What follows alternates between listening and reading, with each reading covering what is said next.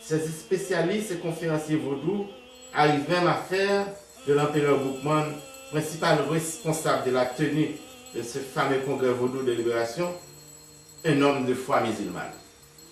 Comme si un homme de foi vaudou n'est pas habilité à présider un tel congrès qui a pour mobile la libération de tout un peuple coupé dans ce système esclavagiste abject et rejeté par toute une génération d'hommes et de femmes de foi vaudou alimentés par le christianisme.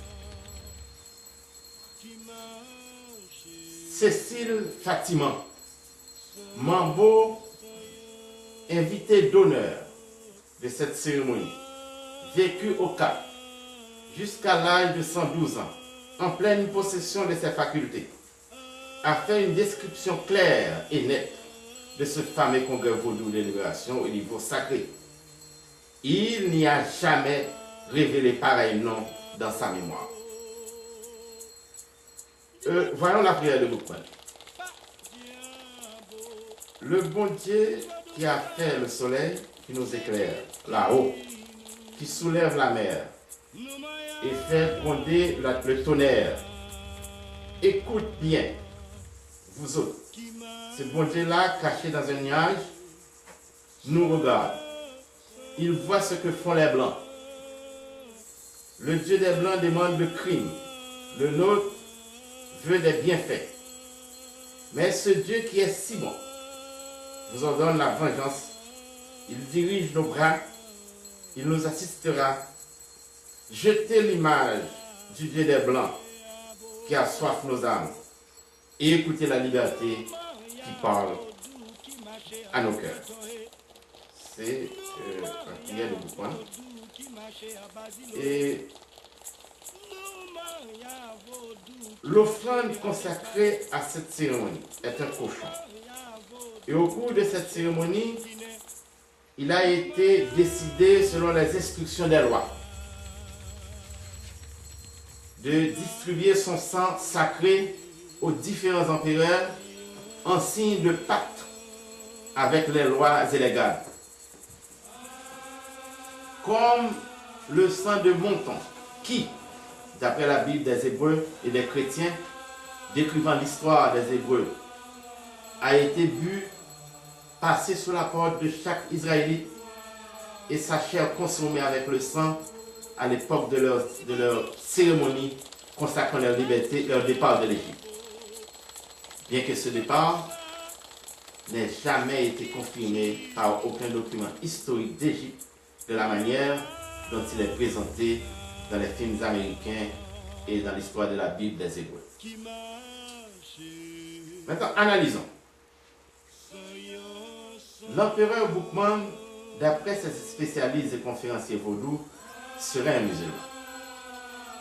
Cependant, la prière sortie de la bouche de cet initié ne révèle en aucune phase des traits qui indiquent qu'il s'agit d'un musulman qui parle là. D'ailleurs, toute la facette de cette prière, il n'y a aucun élément qui rappelle au lecteur que cette prière est de nature musulmane et fut dite par un homme de foi musulman. L'offrande consacrée à cette cérémonie n'est admise ni dans la foi musulmane, ni dans les services religieux des musulmans. Elle n'est non plus consommée par ces derniers, ni dans leur quotidien, ni à l'occasion de leur fameuse fête de Ramadan. Est-ce que c'est par ignorance ou pour démontrer que le vaudou n'est pas en mesure d'assurer la libération de son peuple? Comme ils ne peuvent pas nier que cette libération a été conduite par les nègres d'Afrique noire, mais pour diminuer la foi de cette génération de femmes et d'hommes de foi vaudou, ils ont remplacé leur foi vaudou par une foi étrangère qui n'a aucun rapport avec la réalité de notre vie de peuple, nos traditions, nos ancêtres.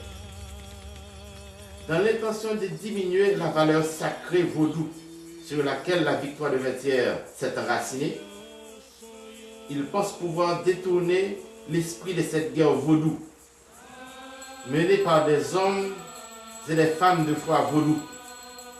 Cependant, ils ignorent que le vaudou haïtien est pris en charge par ses propres fils et filles depuis plus de 20 ans pour prouver le contraire. Qu'Haïti est un pays vaudou et le peuple haïtien est un peuple vaudou. Nous ne pouvons pas ignorer que l'islam a pénétré pacifiquement en Afrique noire aux environs du Xe siècle. Et c'était qu'à cette époque, les Arabes musulmans débutèrent le trafic des nègres. Enfin, au XIVe siècle, sous la bénédiction de l'Église catholique, l'Occident a ouvert officiellement le commerce des négriers, le commerce de la honte, mis l'Afrique noire à genoux et commença à déporter nos grands-parents à destination d'Europe, d'Amérique, des Antilles en qualité d'esclaves. Bien sûr, figurèrent parmi les Africains déportés de force ceux-là qui furent éduqués par des Arabes et appris les ABC du Coran. Mais à aucun moment, aucun spécialiste vaudou ne soit en mesure de démontrer historiquement que cette foi musulmane a été utilisée à la quête d'une quelconque libération esclavagiste à Saint-Domingue. Ce fameux congrès vaudou de libération au cours de laquelle il y a la cérémonie vaudou dans la nuit du 14 août dont nous parlons, sous quel rite fut-elle déroulée et quelle est sa portée et sa contribution mondiale? La cérémonie vaudou qui il y a à l'occasion de ce fameux congrès vaudou de libération ne saurait être réalisée sous un rite doux, car les circonstances du moment nécessitaient l'invocation des lois et des gardes qui ne reculèrent pas devant les armes qui crachèrent le feu. Ainsi, les empereurs de l'époque furent utilisés le rythme Kimanga, inspiré des différents grands maîtres tels que Makanda, Kaïma, Makaya, Boukman, etc. Et plus tard, il portera le nom de Makaya, dans le secteur des sociétés secrètes et discrètes. Les grands maîtres, suivant leur ordre mystique et spirituel, donc Champrel, Bizango, Makanda, les grands maîtres appellent ce rite de guerre, dont l'objectif final était de conduire les esclaves de Saint-Domingue à la liberté.